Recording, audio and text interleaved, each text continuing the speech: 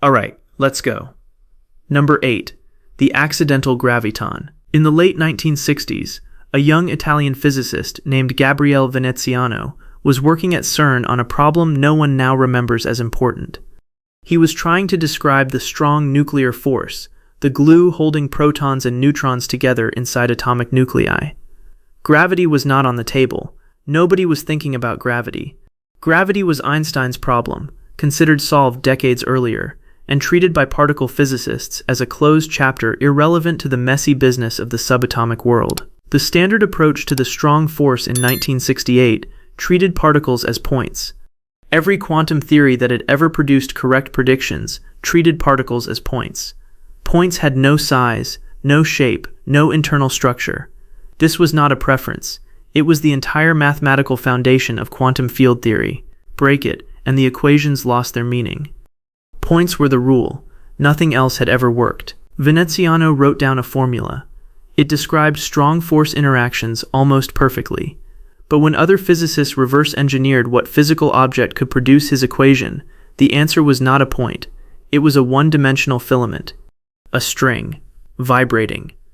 Veneziano's 1968 paper in Il Nuovo Cimento started the whole thing, but the real shock came 6 years later. In 1974, John Schwartz at Caltech and Joël Schirk at École Normale Supérieure examined the vibrational modes of these strings. One mode, one specific way the string could vibrate, described a massless spin-2 particle. That is the exact signature of the graviton. Nobody wanted this. Schwartz and Schirk tried to argue the mode was a mathematical artifact. It was not. They tried to project it out of the theory. It came back. They tried modifying the equations to eliminate it. The equations broke. They tried treating it as a coincidence. It was not a coincidence. Every consistent version of the theory produced the same particle. The graviton was not an add-on. It was baked into the mathematics of vibrating strings themselves. There was no version of the theory in which gravity was absent. A theory built to describe subatomic glue accidentally contained the force that holds you to the floor. The same equation that governs pion scattering, followed far enough, tells you why your coffee cup falls when you drop it. Nobody put that in. It was already there. If gravity was hiding inside a theory of the strong force, what else is hiding inside theories we have not yet finished writing? The graviton was only the first thing string theory pulled out of the dark. Number 7. The theory that has never predicted anything. By the early 1980s, string theory had grown from a niche curiosity into a serious contender for a theory of everything. Michael Green at Queen Mary University of London and John Schwartz at Caltech were trying to solve a technical problem called anomaly cancellation, a mathematical inconsistency that plagued every attempt to combine the theory with the known particles of the Standard Model. In 1984, they found the fix. The field exploded overnight. Thousands of physicists pivoted careers. A physical theory earns its place through prediction. Einstein's general relativity predicted the bending of starlight around the sun before anyone measured it. Quantum electrodynamics predicted the electron's anomalous magnetic moment to 12 decimal places, verified by experiment.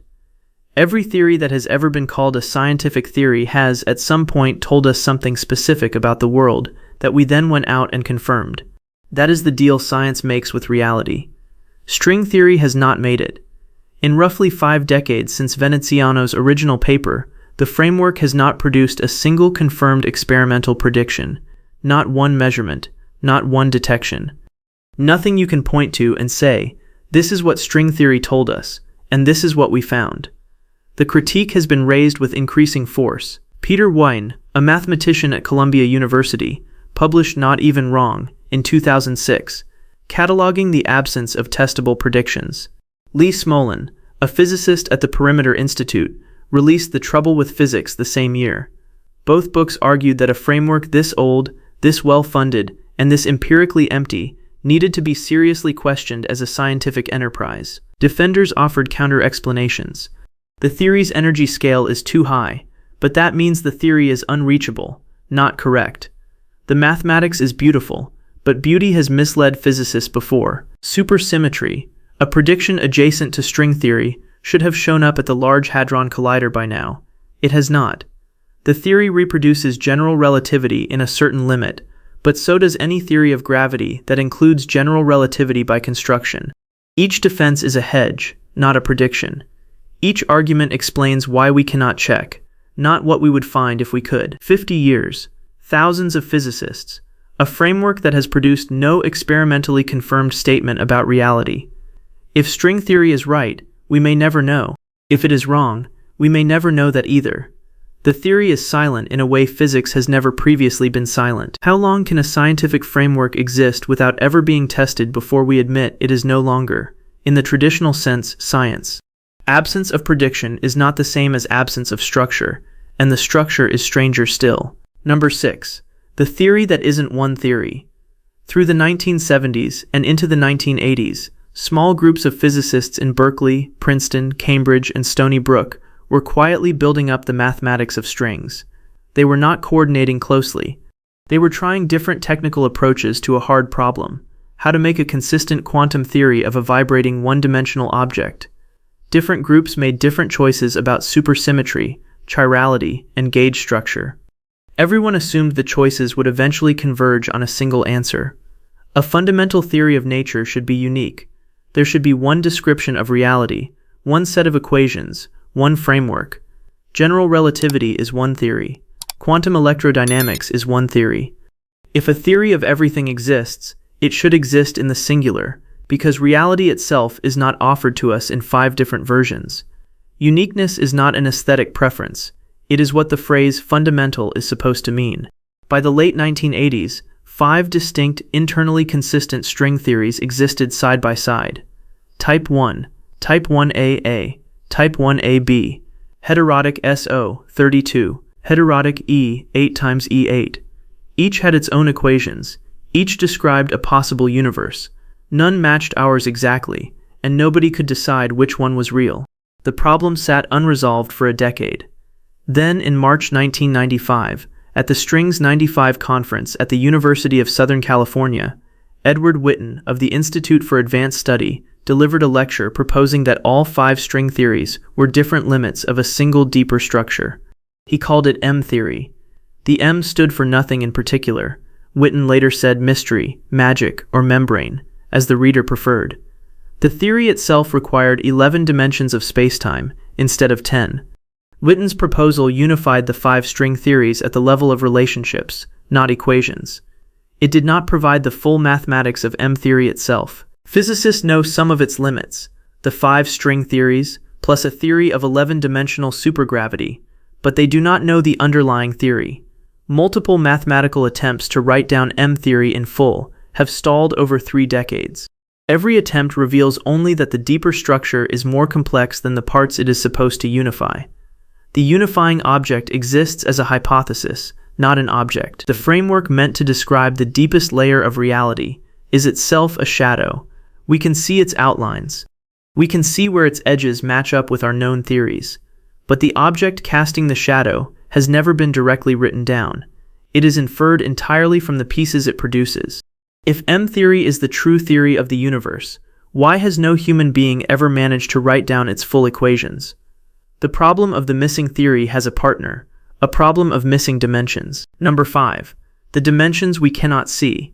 When physicists in the 1970s tried to build a consistent quantum theory of strings, they ran into what looked like a bug. The equations only worked in a specific number of spacetime dimensions, not 4. Not any convenient number you could reconcile with everyday experience. The mathematics simply refused to close in 3 dimensions of space plus 1 of time.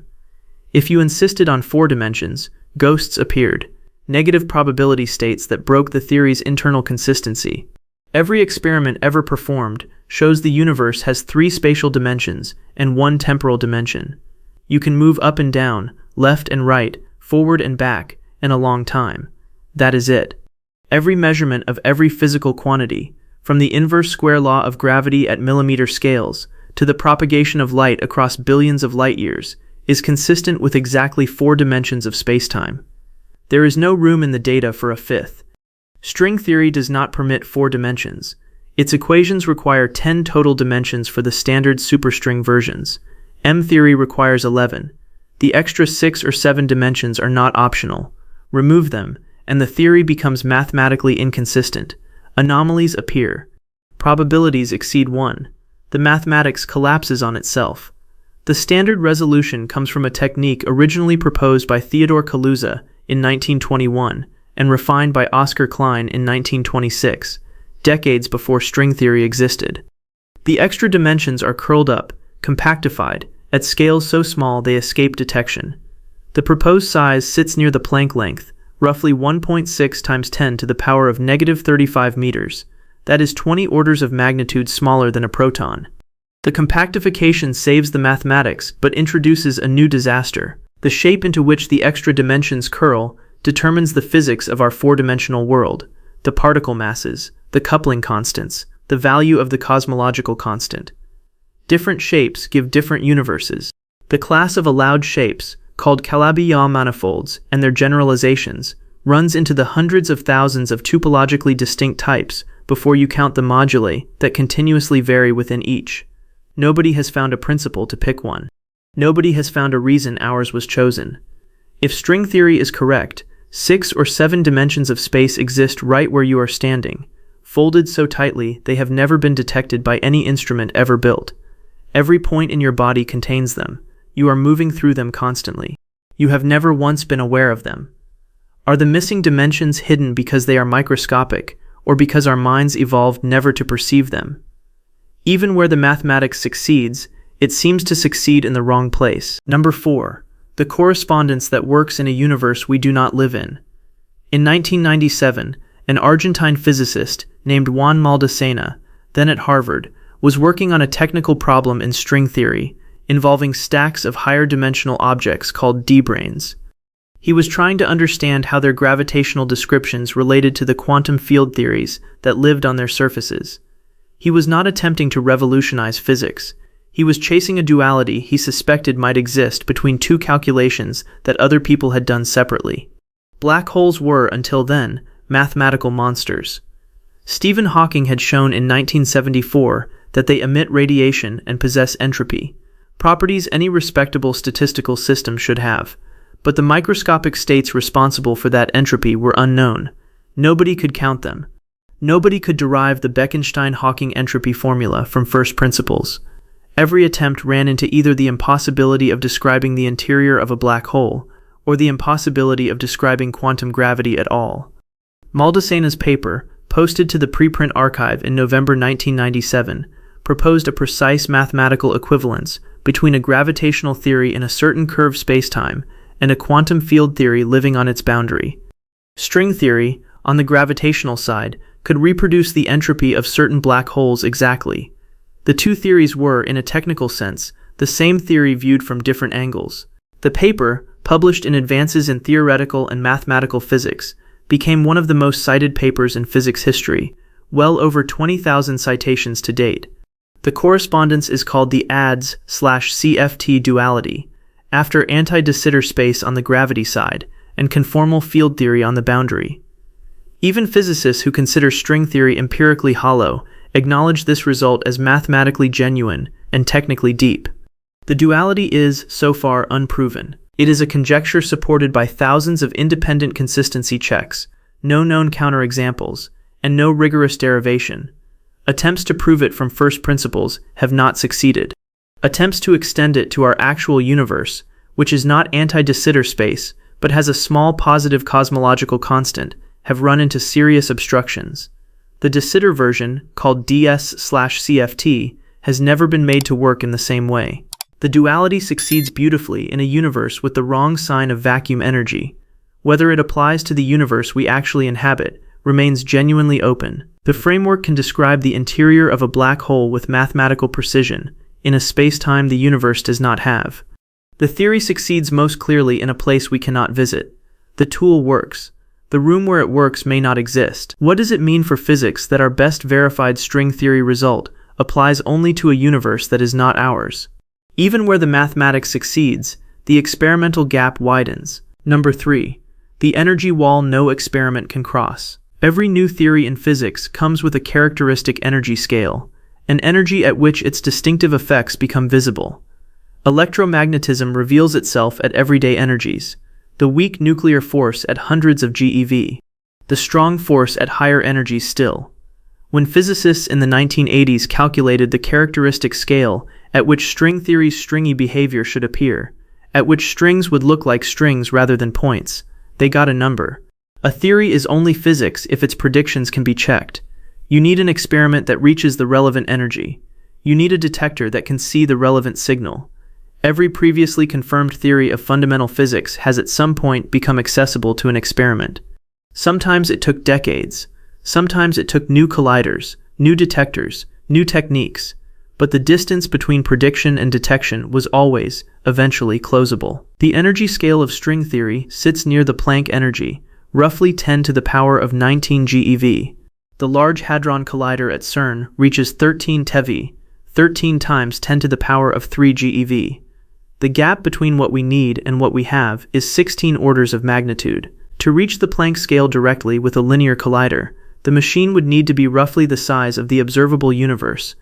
A ring collider using current magnet technology would need to be larger than the Milky Way galaxy. Neither is being planned, neither is being funded, neither is physically possible within any realistic projection of human engineering capability across the entire predicted lifetime of the Sun. Physicists have proposed indirect tests. Look for supersymmetric particles at lower energies, none found. Look for extra dimensions at the LHC, no signal. Look for cosmic strings in the sky, no confirmed detection. Look for signatures in the polarization of the cosmic microwave background, nothing distinctive. Look for gravitational wave signatures from the early universe, nothing yet. Every proposed indirect test has so far either found nothing or produced results equally consistent with theories that are not string theory. The indirect road has produced null results at every station. The theory that claims to describe the deepest layer of your reality may operate at an energy that no civilization, at any point in the finite lifetime of this universe, will ever be able to reach with any instrument. It is not merely untested. It may be permanently untestable, not by accident of history, but by the structure of physical reality itself. What obligation does physics owe to a theory it can never confirm, and what obligation does it owe to itself? That question has recently moved from the margins of the field to its center. Number 2. The physicists rewriting what science is. For decades, defenders of string theory argued the testability problem was temporary. Better colliders would come. Better indirect tests would be devised. New cosmological observations would open unexpected windows. The gap between prediction and experiment was a bridge yet to be built, not a canyon to be admitted. This assumption held throughout the 1990s and much of the 2000s, kept alive by the sheer productivity of the theoretical work and the beauty of the mathematics being uncovered.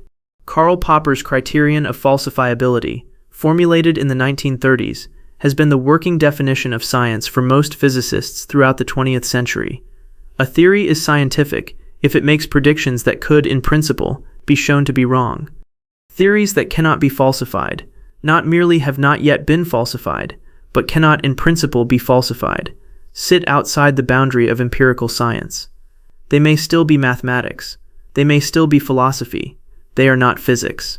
In the 2010s, some of string theory's most prominent proponents began openly discussing whether the field required a new epistemology, whether traditional falsifiability was too strict a criterion, whether theoretical coherence, mathematical richness, absence of alternatives, and internal consistency might justify a theory even in the absence of experimental confirmation. The philosopher Richard Dawid published String Theory and the Scientific Method in 2013, arguing for a formal framework, non-empirical theory confirmation, in which string theory's status could be defended without traditional tests. In December 2014, cosmologist George Ellis and astronomer Joe Silk published a piece in Nature titled Scientific Method: Defend the Integrity of Physics, explicitly warning against loosening the falsifiability requirement, calling it a threat to the integrity of science itself. The debate has not resolved. Sabine Hossenfelder and Peter Woit have argued publicly that abandoning falsifiability would empty the word science of meaning. Others argue that fundamental physics has reached a stage where empirical access is genuinely limited by the structure of reality itself, and that new standards are needed. No consensus has emerged. Funding continues. Careers continue. Papers continue. The question of whether the enterprise is science continues to be asked, unanswered, in the journals, and at the conferences, and in the departments where the work is being done. Your species has spent 5 decades and untold billions of dollars building a framework whose leading defenders now openly discuss whether it should be judged as science at all. The most funded theoretical enterprise in modern physics may be, by its own advocates' admission, something else. The name for that something else has not yet been agreed upon. If the boundary between physics and metaphysics can be redrawn to accommodate a theory, what stops it from being redrawn again for the next one? The final problem is not about what we cannot test. It is about what the theory itself refuses to specify. Number 1. The landscape of 10 to the power of 500. In the late 1990s and early 2000s, string theorists were trying to solve what looked like a straightforward technical problem. They needed to identify which of the possible compactified geometries, which specific shape for the curled-up extra dimensions, corresponded to our universe. The equations of string theory should, in principle, produce a unique answer once you demanded consistency with basic features of our world. Everyone assumed one solution would fall out, and the rest would be excluded as mathematically permitted but physically impossible. A fundamental theory should predict the values of the fundamental constants. It should tell you the mass of the electron. It should tell you the strength of the strong force. It should tell you why the cosmological constant has the specific tiny value we measure, and not some other. If a theory produces the constants of nature as free parameters, if it tells you what values are allowed, but not which values are actual, it is not fundamental. It is descriptive. It postpones the question rather than answering it. No unique answer emerged. Instead, physicists found that the theory admits a staggering number of possible solutions. Each solution corresponds to a different universe with different constants, different particle spectra, different physics. And the count of solutions is not a few, it is not a million, it is not a trillion. The estimate, popularized in a 2003 paper by Leonard Susskind at Stanford, titled The Anthropic Landscape of String Theory, and further developed in counting work by Sujay Ashok and Michael Douglas at Rutgers, places the number of consistent flux vacua at roughly 10 to the power of 500. That is not a physical number.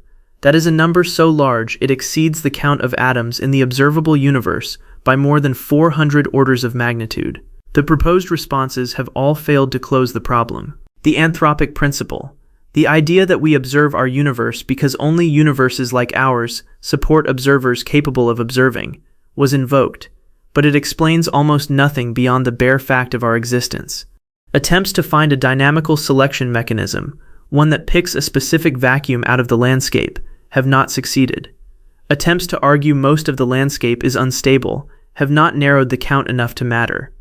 Attempts to appeal to measures on the landscape founder on the measure problem. There is no agreed-upon way to define probabilities across an infinity of possibilities. The theory offers 10 to the power of 500 possible universes, and no way to say why we got this one. The framework meant to explain why the universe has the constants it does explains nothing of the sort. It presents a menu longer than any list a human mind can conceive, and shrugs. Your existence, in this reading, is one arbitrary selection from a combinatorial abyss the theory itself cannot navigate. If string theory permits 10 to the power of 500 universes and cannot say why we got this one, what exactly has it explained? Every item on this list points in the same direction. String theory is not a theory that failed at its edges. It is a theory that struggles at its core.